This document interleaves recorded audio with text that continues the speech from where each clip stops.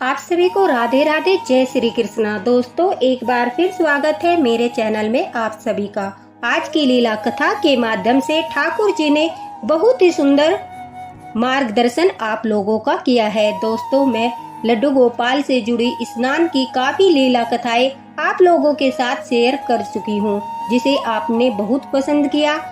काफी लोगों ने अपने मत भी दिए, काफी अनुभव भी बताए। वहीं दूसरी ओर काफी भक्तों का क्वेश्चन था कि दीदी, हम लड्डू गोपाल का जो स्नान जल है उसका अपने घर में छिड़काव करते हैं, क्या ऐसा करने से कोई पाप लगता है और ऐसा करने से क्या फल प्राप्त होता है? काफी लोगों ने वीडियो में पहुंचा है। तो दोस्तों, आज इस लीला कथा के माध्यम से ठाकुर जी ने भी शायद यही सोचा कि उनके भक्तों की यह उलझन भी दूर कर दी जाए, उनका यह भ्रम भी दूर कर दिया जाए कि इस बात को लेकर क्या सही है और क्या गलत है। देखिए, हम जो भी आपके साथ शेयर करते हैं, किसी की भावनाओं को ठेस पहुंचाने का हमारा उद्देश्य नहीं होता, बल्कि जो भी लीला कथाएं आप लोगों से शेयर की जाती है, हमारी कोशिश रहती है कि हम सही से सही जानकारी आप लोगों तक पहुंचाए। क्योंकि अगर हम गलत जानकारी आपको देंगे, आप अपनी पूजा पाठ में उसे शामिल करेंगे, तो उसका दोष आपको नहीं लगेगा। क्योंकि लीला कथा हम सुना रहे हैं, उसके माध्यम से आपको कुछ बातें पता चल रही है, आप अपनी पूजा में बदलाव करके उस नियम को अपना रहे हैं, उसका सारा दोष हमारे ऊपर आता है। अगर हम गलत जानकारी देंगे, आपको गलत इन्फॉर्मेशन देंगे, तो उसका जो फल होगा वो हमें भुगतना पड़ेगा। तो इसलिए हमारी यही कोशिश रहती है कि बिना जाने हम किसी बात को आपके साथ शेयर न करें। आज की जो यह लीला कथा है, इसके माध्यम से जो आपका मार्गदर्शन होगा, दोस्तों, यह काफी अच्छा वीडियो है और वृंदावन के गोस्वामी जी द्वारा, प्रेमानंद महाराज जी द्वारा और बहुत से बड़े बड़े गुरुओं द्वारा यह बात पता करने के बाद ही, पूरा इसका मतलब कि निचोड़ निकालने के बाद ही आप लोगों के साथ शेयर की जा रही है, जिससे आपके सारे भ्रम दूर हो जाएंगे। और यह ठाकुर जी की ही कृपा है कि आज वो आप तक यह वीडियो पहुंचा रही है। तो बिना देरी करते हुए, वीडियो ज्यादा लंबा हो जाता है, इसलिए चलिए शुरू करते हैं आज की यह लीला कथा, जो एक भक्त ने ही शेयर की है, जिसके माध्यम से हमने भी यह जानने की कोशिश की है। जो काफी लोग कहते हैं कि घर में नहीं छिड़कना चाहिए, क्या वास्तव में ऐसा है कि नहीं छिड़कना चाहिए? दोस्तों, यह लीला कथा रेखा जी ने हमारे साथ शेयर की है। रेखा जी कहती है, मैं काफी सालों से अपने घर में लड्डू गोपाल की सेवा कर रही हूँ और लड्डू गोपाल की सेवा में मैं सारे नियम अपनाती हूँ, क्योंकि हम लड्डू गोपाल की सेवा स्थापना से लेकर उन्हें जागृत करने से लेकर अब तक जो भी कार्य करते हैं, वो बहुत ही सोच समझकर, बड़ी जांच पड़ताल के बाद कि क्या करना चाहिए और क्या नहीं करना चाहिए, उसके बाद ही हम उस कार्य को करते हैं। अब रेखा जी कहती है कि हम लड्डू गोपाल को जब सुबह स्नान कराते हैं, तो हम उनके स्नान जल को जो है एक पात्र में एकत्रित करके पहले पूरे घर में तुलसी के पत्ते से जो है छिड़काव करते हैं। उसके बाद जो जल बच जाता है, उस जल को हम घर के सभी सदस्यों को पीने के लिए थोड़ा थोड़ा दे देते हैं। हमारे विग्रह 18 नंबर के हैं, इस वजह से स्नान का जल अधिक होता है। फिर जो जल बच जाता है, हम उसे अपने पौधों में किसी गमले में विसर्जित कर देते हैं। तो इसलिए स्नान जल का बड़ा ही आदर सम्मान करते हुए हम उसका पूरा सदुपयोग करते हैं, कोई भी दुरुपयोग नहीं करते। अब रेखा जी कहती है कि मैं वर्षों से ऐसा ही करती आ रही हूँ, लड्डू गोपाल की सेवा भी कर रही हूँ। लेकिन क्या होता है कि लड्डू गोपाल की सेवा करते करते हमारे जीवन में काफी कष्ट भी आते हैं। जब हमें लगता है क्या हमारी सेवा नहीं फल रही, क्या ठाकुर जी हमारी सेवा स्वीकार नहीं कर रहे, उस समय हम इधर उधर भटकते हैं, काफी लोगों से पूछते हैं, यह सोचते हैं कि कहीं हमारी पूजा में कोई भूल तो नहीं हो रही, जिस वजह से लड्डू गोपाल प्रसन्न नहीं हो रहे, हमारे जीवन में परेशानियां आ रही है। इस वजह से हम काफी लोगों से बातें करते हैं। तो सभी के मत अलग अलग होते हैं, सभी की राय अलग अलग होती है। अब रेखा जी कहती है कि मेरे हस्बैंड का एक दिन अचानक से एक्सीडेंट हो गया, उनके पैर में फ्रैक्चर हो गया। तो घर पर काफी लोग जो है उनका पता लेने के लिए आ रहे थे, हालचाल पूछने के लिए आ रहे थे। तो उस समय हमारी बुआ जी भी घर में आई थी, वो भी मेरे हस्बैंड का पता लेने के लिए आई थी। अब रेखा जी कहती है कि वो 1-2 दिन हमारे पास रुकती है। अब जब वह हमारे पास रुकती है तो सुबह के समय लड्डू गोपाल की सेवा भी उन्हीं के सामने हो रही थी। और जैसे ही मैंने लड्डू गोपाल के चरणामृत को पूरे घर में छिड़काव किया और फिर प्रसाद के रूप में सभी लोगों को दिया, तो उन्होंने कहा कि अरे बहू, तुम यह बड़ा गलत कर रही हो, लड्डू गोपाल के चरणामृत को इस तरह से घर में नहीं डालते। अब रेखा जी कहती है, इतने सालों से जो मैं कार्य कर रही हूँ, अचानक से कोई बोल दे कि ऐसा नहीं करना चाहिए। अब मुझे लगता है कहीं यही भूल तो मैं नहीं कर रही हूँ, जिसके कारण ठाकुर जी जो है वो प्रसन्न नहीं है, मेरी पूजा नहीं फल रही है और इसी वजह से शायद घर में परेशानियां आ रही है। उनके मन में एक तरह से वहम हो गया। लेकिन वहीं दूसरी ओर उन्हें लगता है कि यह तो चरणामृत है, जिसका नाम ही अमृत हो, तो फिर हम उसे घर में छिड़काव क्यों नहीं कर सकते, इसमें गलत क्या है। तो वह कहती है, मैं काफी दुविधा में फंस गई, मेरा दिमाग काम नहीं कर रहा था। एक बार मैं अपने मन की सुनती, एक बार मैं ठाकुर जी को देखती और एक बार बुआ जी की बातें मेरे कानों में पड़ती। तो वह कहती है कि अब मैंने ठाकुर जी को ही बोला कि हे लड्डू गोपाल, आप ही मार्गदर्शन कीजिए, आप ही कोई रास्ता बताइए। मैं इतने सालों से यही काम कर रही हूँ, क्या मैं पाप कर रही थी, क्या मैं अनर्थ कर रही थी? अगर मैं अनर्थ कर रही थी तो आपने मुझे रोका क्यों नहीं? मैं आपकी सेवा करती हूँ तो यह आपका उत्तरदायित्व बनता है कि आप ही मेरा मार्गदर्शन करेंगे, क्योंकि मेरे घर में कोई बड़ा नहीं है, इस वजह से जो कुछ भी हो आप ही हो, आप ही को मेरा मार्गदर्शन करना था। यह कहकर प्रेम भाव से रेखा जी कहते हैं, मैं लड्डू गोपाल के साथ जो है झगड़ने लगी कि इतने दिनों से इतनी बड़ी बात आपने मुझे क्यों नहीं बताई। अब रेखा जी कहती है कि जब मैंने लड्डू गोपाल से प्रार्थना की तो लड्डू गोपाल ने भी मार्गदर्शन किया। हमारे घर के बाहर भागवत का पंडाल लग गया। अचानक से मैंने सुना कि हमारे पड़ोस में जो है भागवत चलने वाली है। अब भागवत हो रही थी, सभी जो है अपने अपने लड्डू गोपाल लेकर वहां जा रहे थे और पंडाल में जहां पर दरबार लगा हुआ था, सभी ने अपने लड्डू गोपाल को वहां पर बैठाया था। अब जब हम वहां पर उपस्थित होते हैं, रेखा जी कहती है, मैं भी अपने लड्डू गोपाल को लेकर गई। मैंने भी पंडाल में अपने लड्डू गोपाल को बिठाया। सभी ने अच्छी अच्छी पोशाक पहनी थी, बड़े सुंदर दिखाई दे रहे थे सभी लड्डू गोपाल।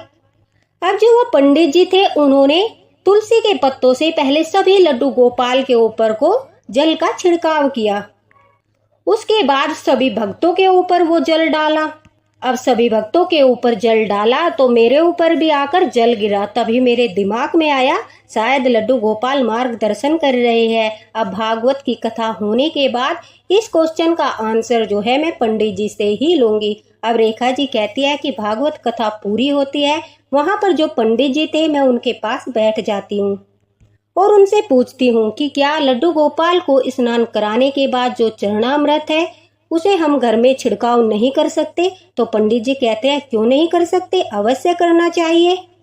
अरे वो तो अमृत के समान होता है, जब आप उसका छिड़काव करोगे तो आपके घर में जितनी भी नेगेटिव एनर्जी है वो एकदम से गायब हो जाएगी, सब खत्म हो जाएगी, नष्ट हो जाएगी, तुम्हारा घर पवित्र हो जाएगा, क्योंकि उसका नाम ही चरणामृत है।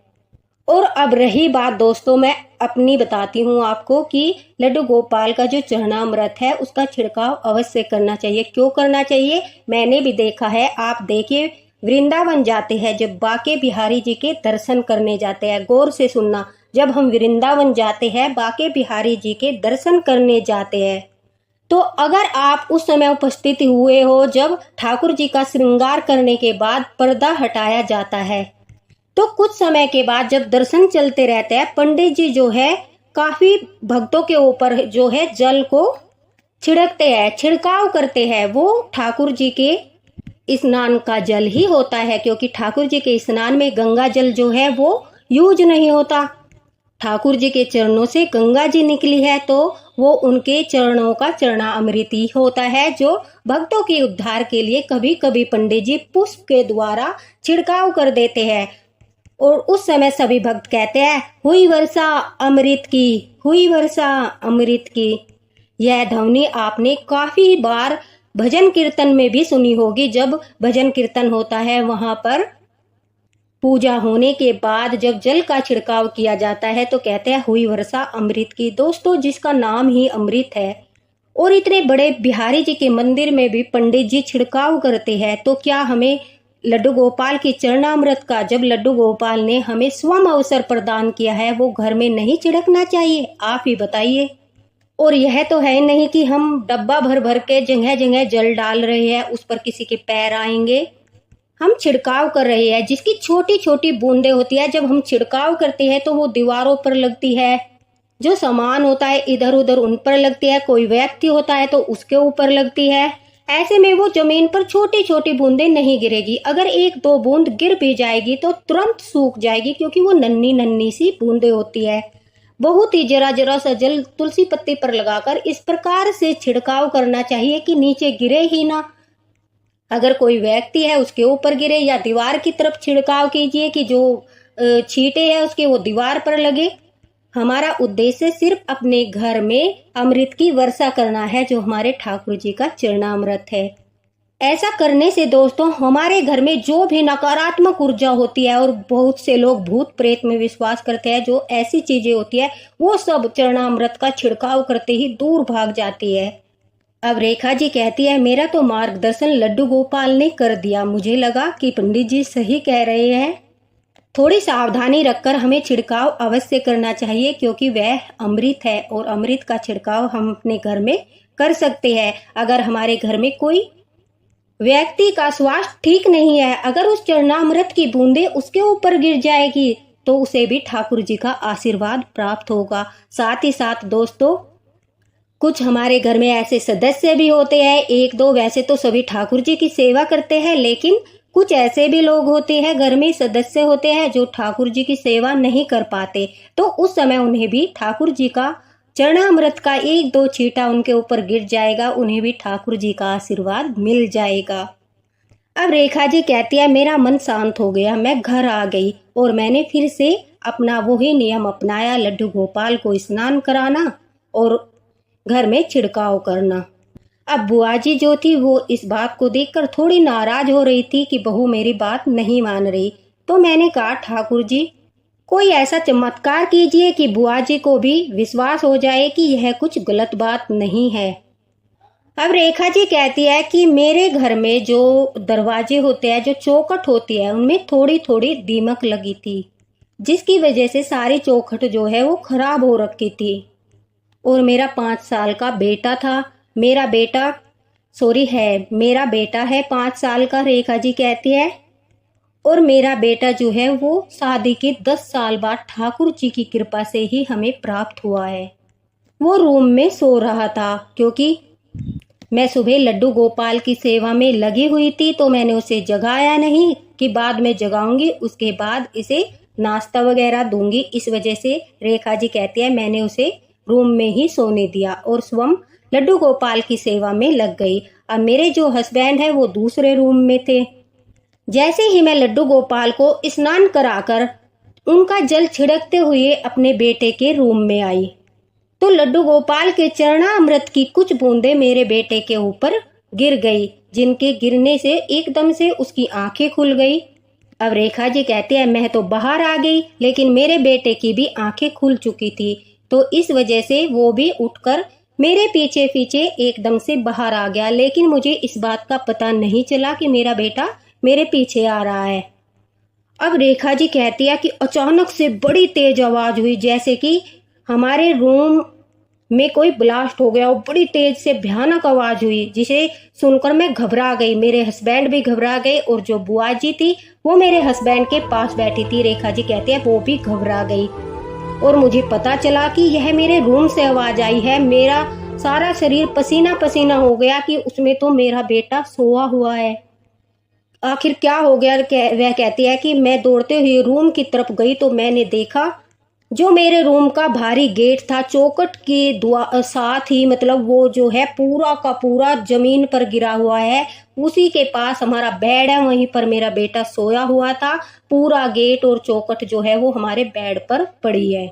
यह देखकर मैं घबरा जाती हूँ और मैं सोचती हूँ कि मेरा बेटा जो है इसके नीचे दब गया। मैं चिल्लाने लगती हूँ, रोने लगती हूँ। बुआ जी दौड़े दौड़े आती है, मेरे हस्बैंड उठ नहीं पाए, वो वहीं से घबरा कर चिल्लाते हैं, क्या हुआ क्या हुआ। तभी रेखा जी कहती है, मैं हड़बड़ाकर वहां से उस गेट को हटाने की कोशिश करती हूँ। तभी मुझे ठाकुर जी के मंदिर के सामने जो उस गेट से दिख रहा था, वहीं पर मेरा बेटा खड़ा हुआ था। उसे देखकर मेरे प्राण में प्राण आते हैं और मैं दौड़कर अपने बेटे को गोदी में उठा लेती हूँ। मैं तभी अपने हस्बैंड से कहती हूँ, आज ठाकुर जी ने जो है बेटे को बचा लिया। अगर आज मैं रूम में उनके चरणामृत का छिड़काव करने न जाती और हमारा बेटा नहीं उठता, तो आज हमारा बेटा हमारे साथ नहीं होता। और उसी समय रेखा जी कहती है, मैंने बुआ जी को भी समझाया, देख लीजिए ठाकुर जी ने प्रमाण दे दिया, उनके चरणामृत के कारण आज हमारे बेटे की जान बच गई। जैसे ही चरणामृत उसके ऊपर पड़ा तो वो उठ गया और उठकर बाहर आ गया, जिस वजह से उसके प्राणों की रक्षा हुई है।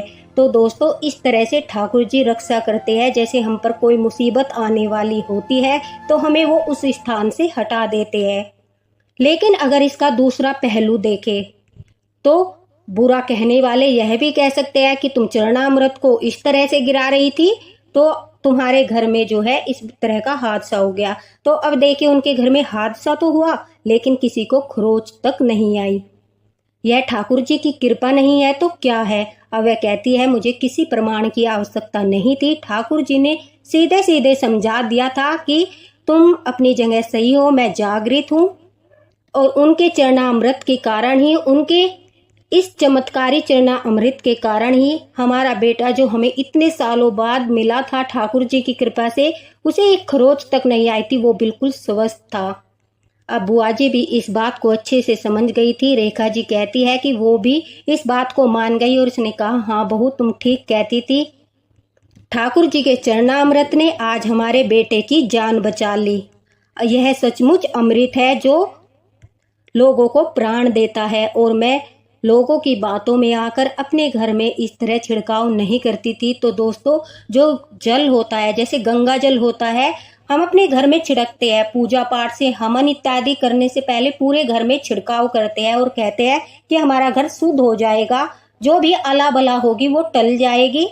उसके बाद हम हवन करवाएंगे, पूजा पाठ करवाएंगे। तो उसी तरह से अगर आपको ऐसा अवसर प्राप्त हुआ है कि आपके घर में स्वयं ठाकुर जी विराजमान है और रोज ऐसा सौभाग्य प्रदान किया है ठाकुर जी ने, उनका चरणामृत आपके घर में उपस्थित हो रहा है, आपको मिल रहा है, यह किसी आपके पुण्य क्रम का ही फल है, जिसके कारण ठाकुर जी आपके घर में विराजित है और रोज आप उनको स्नान कराते हो और आपको यह चमत्कारी अमृत प्राप्त होता है। तो इसे ग्रहण भी कीजिए, अपने घर में छिड़काव भी कीजिए, लेकिन इस तरीके से कीजिए कि वो पैरों में न आए। थोड़ा थोड़ा सा दीवारों की तरफ छिड़काव कीजिए ताकि दीवारों पर लग जाए। कोई व्यक्ति है आपके घर का सदस्य है, थोड़ा बहुत उसके ऊपर लग जाए, बाकी का आप ग्रहण कीजिए और तब भी बच जाए तो आप गमलों में विसर्जित कर दीजिए। तो मैं सोचती हूँ कि इस लीला कथा के माध्यम से आपको भी जानकारी मिल गई होगी। अगर आप इस प्रकार से अपने घर में छिड़काव करते हैं तो इसमें कोई पाप नहीं है, कोई गलत नहीं है। ठाकुर जी की कृपा आप पर बनी रहेगी। दुख और सुख तो जीवन के चक्र है।